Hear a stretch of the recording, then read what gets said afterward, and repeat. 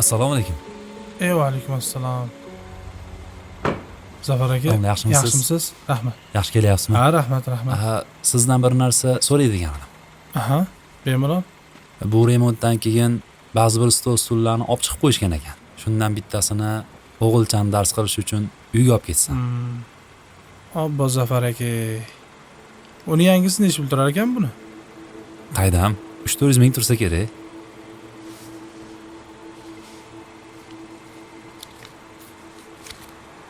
Mana sizga 600 ming.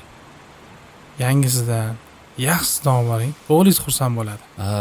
Men Zafar aka, sizdan bir narsani tushuning. Bu eskimi, yangimi, jamoatning mulki. Bizniki emas. Shunga o'zimni yonimdan beryapman. Xursandman, roziman. Shuni bemalol ishlatavering.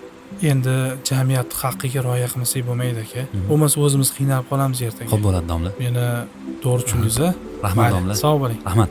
Siz bemalol. Xo'p.